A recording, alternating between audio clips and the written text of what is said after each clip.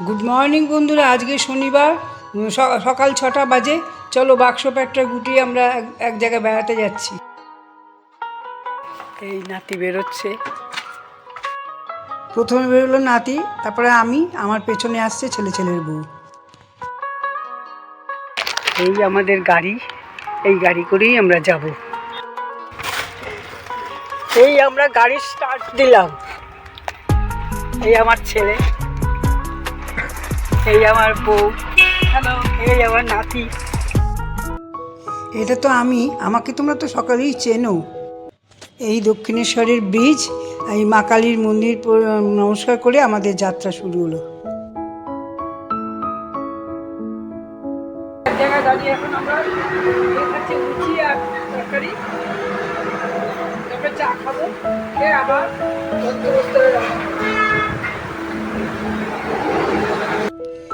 এই সময় বসন্তকালকে ঋতুরাজ বলা হয়। এই সময় প্রাকৃতিক সৌন্দর্য কত সুন্দর করে বেড়ে ওঠে।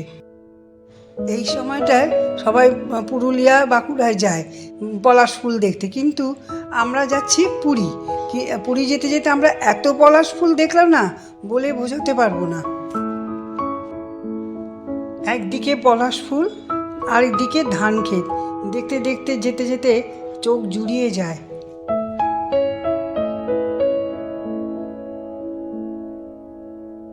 আমাদের চারপাশে প্রকৃতির সৌন্দর্য রয়েছে, আর দু চোখ ভরে দেখলাম, আর এত ভালো লাগলো। আর কি চাই এই জীবনে।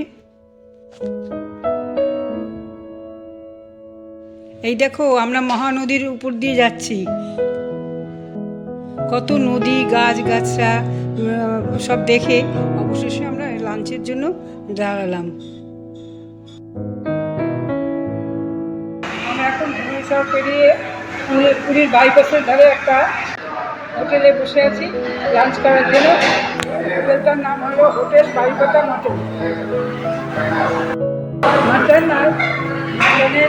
মাটন অর্ডার দিয়েছি, আর বিরিয়ানির অর্ডার দেওয়া হয়েছে।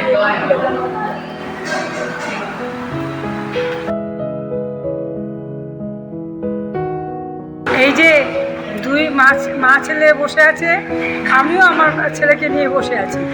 দেখো সবাই, দেখো এই দেখো মাটন এসে গেছে, বিরিয়ানিও এসছে, কিন্তু এখানকার বিরিয়ানি কলকাতার মতো না, একটু অন্যরকম টেস্ট।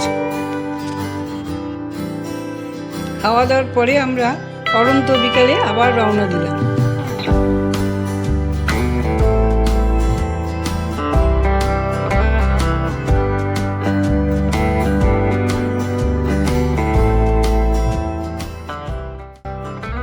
পুরী অনেকটা বদলে গেছে, এখানে অনেক হোটেল হয়ে গেছে লাইট হাউসের পাশে দিয়ে। প্রচুর ঝাউ গাছও লাগিয়েছে অনেক এখানে। সকাল 6টায় রওনা দিয়ে বিকেল 5:30 এসে পৌঁছালাম। ওই দেখো সমুদ্র দেখা যাচ্ছে। আজকের মতন টাটা।